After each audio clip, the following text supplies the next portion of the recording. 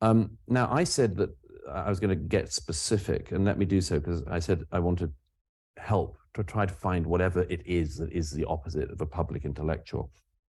The person who, as I say, throws out a claim and then doesn't bother to defend it. There are three examples I'll give, three people I'll give as examples, but the first is perhaps my favorite. I discovered while I was speaking yesterday that Robin DiAngelo had spoken at the university last year, and so I was especially interested to know what she said.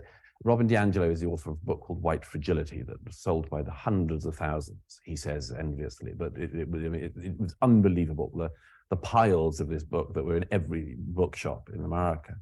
A White Fragility was, I submit, a sort of bomb-throwing exercise by DiAngelo, but one that has had extraordinary consequences on the public discourse in America. She wrote a second book, came out last year, called Nice Racism. It's a very, very bizarre book, which, among other things, makes the claim that there has been no progress in racial relations in America from 1950 until now, which is all the data shows that's flat out wrong. But this is the sort of thing she does. Now, but I wanted to give an example, because she very, very, very rarely gives herself up for interview. And she never, ever debates. She will not debate in public, anyone. Countless attempts to try to persuade her to do so, and she just won't do it. I'll give an example of why I think that might be. She did do an interview in 2018 for Christian Amanpour's show. It wasn't actually Amanpour who was interviewing her, it was Michelle Martin, distinguished black female journalist, who interviewed Robin DiAngelo and was clearly struck by the oddity and extremism of some of DiAngelo's claims. And doing her job as an interviewer, Martin quoted a part of DiAngelo's work where DiAngelo had said that white people find racism, quote, exciting and enjoy, quote, indulging in it. So Martin said to DiAngelo, why do you say that? You're a scholar. Where's your data? What makes you say that? These are all very good questions. This is DiAngelo's answer, quote, there is a kind of glee in the white collective when black bodies are punished. I'm still getting over what an extraordinary thing that is to say. What a horrible thing it is to say. And and it's just important for everyone who studies rhetoric, the sheer bizarreness of being thrown an extraordinary claim that you have been making in public, being asked for the evidence for it, and in response, making a more extraordinary and impossible to prove claim. But that was Robin DiAngelo. As I say, I submit that she almost certainly doesn't put herself up for public debate because she couldn't survive public debate, because any American could say to her, evidence for my own life, every bit of data that's available. But as I say, the impact of her work has been very considerable. There's two other people I wanted to mention quickly.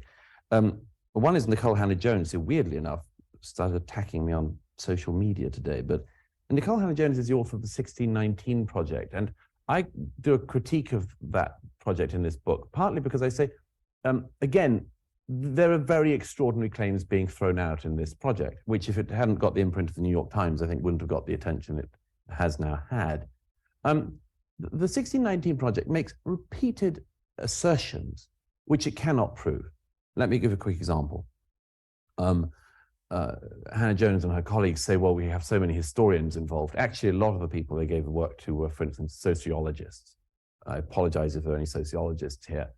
But they give the job of damning capitalism to a sociology professor of very little repute, it has to be said, who writes a chapter in the 1619 Project saying that when an American worker sits down at their office desk today, if you can imagine an American worker going into an office anymore, when an American worker goes into their office and sits down at their computer, they are engaging in a system of recording and thinking that has a direct link to the plantation system. His evidence for this is a book that he cites that doesn't say what he has just said that it says. And he simply says, well, there was a system of recording, accurate recording on plantations. And that is the sort of thing that's still going on in American offices. Okay. Well, the second bit is true. It's true that systems that are accurate are likely to survive better than ones that are entirely made up. But this claim, of course, entirely ignores, first of all, the fact that the plantation system was obviously a sort of horrible feudal system. And secondly, that the kind of record keeping he's talking about goes back to ancient Babylon. It's an extraordinary claim to make. But as I say, it's become a very normal thing. You want to do over capitalism? You want to say that for the free market system's awful? Best way to do it is to get a sociologist to find a way to say that it's racist, and then job done. And that's a considerable amount of what the 1619 Project has done. It is. You know, what Douglas is actually pointing out is the cowardice that exists on the far left and the left in general. Most of them do not want to engage in any type of constructive dialogue. They do not want to involve in any kind of a discussion or debate, the substance of the debate. They want to basically throw their incendiary bombs, their verbal assaults, literally, onto people or onto corporations or onto entities, whatever's out there in the public or even the private sphere. And they throw these from a long distance away so that when the explosion occurs, they're far away from it. And if in defense, somebody tries to bring up the fact that this verbal incendiary was tossed, well, they crawl back into their cave and they basically shout out, racist, bigot, that's prejudiced, you're a blank phobe. And that's how they're able to sort of squash or at least try to minimize the rebuttal that will be coming their way. It's just like the incendiary remarks that are made. It was like when Barack Obama was president. If you criticize him, the left said, it's because you're racist. You criticize a policy of his, you're racist, you're bigoted. And it's a very effective tool to shut some people down. It really, really is. To shut them down.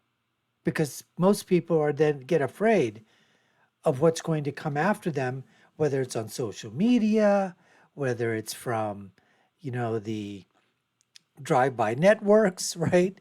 And then you have a drive-by verbal assault that's going on from the alphabet networks. And then, there's a Twitterverse. And then there's doxing, and then there's all kinds of things. And a lot of people, they just don't want to get involved in that at all. And then there's a cancel culture. You toss that on top of it. And some people, they don't have the means to do that because it could be the loss of a job. It could be a loss of a career. I mean, it could be a whole bunch of things because everybody's against you. You literally have the world coming against you nowadays. Look what's happening with, DEI, which I like to call DIE. And all the corporations that are, grabbing onto this political correctness crap that's going out there. So when Douglas is pointing out, and Angelo and with Hannah Jones and these others, it's all softball questions. Nobody comes in, or if you do come in with a particular question, they don't answer it. They double down on what they were saying before and continue to go with that. Ibrahim X. Kendi is another great example of this. But slowly and slowly, light is the biggest form of disinfectant that's out there in terms of truth. The truth eventually will win out, but in the meantime, you've really got to have the attitude and the intestinal fortitude to basically stick it out and say, you know what? All right, keep on coming. I don't care. Call me a racist. You know what? You're a pedophile. Call me a bigot. You ought to stop, chasing after, kids. You better stop doing that. Or If I'm a racist, then you're a racist. Just toss it right back at them. That is the way to deal with these cowards in the public arena. Anyways, folks, you're watching the Dr. Nasir Shaikh Show, and it's Douglas Murray giving a talk at the University of North Carolina. I'm giving my political prescription from my political perspective. What happens when Douglas Murray sits down for a speech and starts talking about free speech and the cowardice of the left, because they're not like the past intellectuals that would stand up and would debate and would, um, you know, tackle these issues and verbally spar with each other and walk away from it still friends. Doesn't happen anymore. Anyways, let's get to more of the debate. I mean, more of Douglas Murray's speech right now. And I repeat, because there's a pattern here, the authors will not debate in public. The originators of the project refuse to debate historians. They occasionally will say, well, I'm not a historian myself, and I don't want to debate with this. The truth is that if you put any of the authors of the 1619 project up against an American historian like Gene Yarborough, Alan Gelzer, they wouldn't survive the discussion, because these scholars would say, I'm sorry, what you're saying is just inaccurate, untrue. Let me give a third example, because it's a particularly egregious one, and it has to do with, as I say, Jefferson, who I spent a significant amount of this week thinking about. Ibram X. Kendi wrote another very, very best-selling book a few years ago called How to Be an Anti-Racist, which had enormous impact. Was one of the most widely cited books in people's workplaces when people started passing around, lists of books that you had to read to make yourself a better person. This book almost always featured on such lists alongside D'Angelo's. And I read the book because I have this very old-fashioned notion that you should read books if you're going to criticize them. A habit that I can assure you is not ever shared by my critics. But I can tell you also, any writers or would-be writers around here, never pretend you've read a book to the author if you haven't read it. The author knows immediately. I can assure you, when I was on the other side of it, I thought, oh, I'll never do that again. Something in the eye is very hard to define. But anyway, I actually did read Ibram X. Kendi's book, and I thought it was interesting. But the main thing I thought was extraordinary about it was, again, a set of extraordinary assertions are thrown out and then not backed up by evidence. D'Angelo, for instance, refers, any of you who are scholars of Hume will know that in the work of David Hume, the great Scottish Enlightenment philosopher, there is one footnote in one of his essays which all Hume scholars are deeply embarrassed by, don't know what to do with, acknowledges there, is undoubtedly racist, and is strange, among other things, because it goes against all of the rest of Hume's thought. Kendi only refers to this when he refers to Hume in his work, as if all of Hume is this footnote, and as if he has discovered it in a nightly reading of the collected works of David Hume. And he goes on to make the same attack on Thomas Jefferson as he's just done on David Hume, and this is how he does it. He says, I'm quoting Kendi directly, he says, Thomas Jefferson was at fault because, quote, Thomas Jefferson never made the anti-racist declaration. Now, first of all, the anti-racist declaration is a declaration written by Ibram X. Kendi in 2019. It is not Thomas Jefferson's fault that he failed to make the anti-racist declaration demanded of people in 2019 by Ibram X. Kendi. It's just, it's a historical fallacy. It's like saying, why are there no cell phones in movies about the 18th century?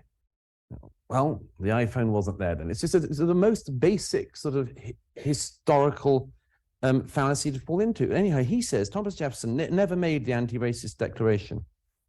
And he then goes on to quote Jefferson saying, as an evidence of Jefferson's racism, he quotes Jefferson saying, it would be hazardous to affirm that the racial groups are equal. Now, what he doesn't do, and of course, when I read this, I thought this is such a strange quote. I'll look up where he's got it from. Kendi's got it from a book about racism and the founding fathers. So first of all, again, he has not been reading through the collected letters of Thomas Jefferson and just stumbled upon this. He is quoting a book about racism. Almost certainly hasn't actually gone and even done the basic thing that the students among you will know you should do, which is you go to the source. You just go to the source. On this occasion, the source is a letter that Thomas Jefferson wrote to the Marquis de Chastellux in 1785. The Marquis was a friend of his from France, obviously, and it's a very interesting letter, it turns out, and says exactly the opposite of what Kennedy suggests that the letter says. And I'll quote to you what exactly it is that Jefferson says in this letter. He's musing about an issue, and this is why it's so important to get history right. He's musing about an issue which in his day was unresolved. And for people who are interested in the history of ideas, it's a fascinating one. In Jefferson's day, there was a lively debate among philosophers and others about so-called monogenesis and polygenesis. This was a debate about whether or not the races, which everyone knew by then that there were these different races that existed, of course, they knew that there were different races, but nobody knew if all the races were related or not, or if they had different origins. And this, so the monogenesis argument was actually everyone is from the same origins, and the polygenesis was no, we must be from different origins. Now, the interesting thing about this, by the way, is it's fascinating for people studying, as I say, the way in which people tried to get to truths historically. The polygenesis people had all sorts of troubles on their hands. I mean, among others, if you read some literature on them, they're in such a mess. For instance, they have to work out if there's a if there's a white Adam and Eve, it must mean there's a black Adam and Eve, and a Native American Adam and Eve, and a Chinese Adam and Eve, and then that means there's got to be lots of Edens. And how did that work? Why didn't the Bible tell us? They get into a terrible mess over this. Anyhow, the point is that this was an unresolved question. It really wasn't solved until the 19th century. So again, it's not Jefferson's fault that he's still in this position of thinking these things over. But this is what he says to his friend in 1785. He says, I believe the Indian, which means a Native American, he says, I believe the Indian to be in body and mind equal to the white man. I have supposed the black man in his present state might not be so, but it would be hazardous to affirm that, equally cultivated for a few generations, he would not become so. Now, that's a very interesting passing remark in a letter of Thomas Jefferson's to a friend. He's saying, I don't know, because we don't have the evidence in front of us, but it seems to me that if you give everybody the same opportunities, we come out the same. Now, that seems obvious to us in the 2020s. It was so far from obvious in the 1780s. And I just found it absolutely extraordinary that Kennedy was doing a drive-by shooting on Thomas Jefferson's reputation, using a letter that actually speaks pretty well of Jefferson. But, as I repeat, this seems to me to be a pattern in our time, and one that all of you who are students are going to have to find a way to address. The pattern of people not being willing to contest ideas. And I mention this because it gets to an absolutely central thing of the Western tradition of free thought, free inquiry, and free speech, and that's this. It's that you get all of the ideas out, have them all out, because it's the only way you will get to truth. The only way you can get to truth is if you have all of the ideas out there. The two greatest texts, I think, in the Western canon on free speech, I would say, I'm sort of bored of books about free speech. We've had John Stuart Mill for 2 centuries now. And to my mind, it's almost everything. But Mill and Milton, among others, Milton in the Areopagitica, which is actually about the printing press, about the right to print. He addressed a lot of this in the 17th century. John Stuart Mill in the 19th century addresses the same issues in his wonderful On Liberty, which if any students who are interested in this and haven't read, I much urge you to read, just because apart from anything else, Mill's prose is just beautiful. But Mill lands on what has been, until I think the current age, pretty much agreed upon as the system of free thought, free speech in the West, which is that you have to hear contrary opinions to the ones you hold, and you have to have them out and debate them and much more, for several reasons, but they boil down to these two things. The first is that issue that it's the only way to get to truth, because the other person who has an opinion you might not want to hear might be correct. And it is for your own interest, the best thing possible, you hear that as soon as possible. And if they're not correct in full, they may be correct in part. But the second defense of Mill's of free speech, in a way, is even more important, which is he says that the person who is wrong must be heard, and the most harm it can do you is that you will know your own argument better. It's a brilliant piece of prose in which he explains this. He explains how you'll need to test your own knowledge against erroneous opinions every now and then, and you might need them to come along, and that can include horrible opinions.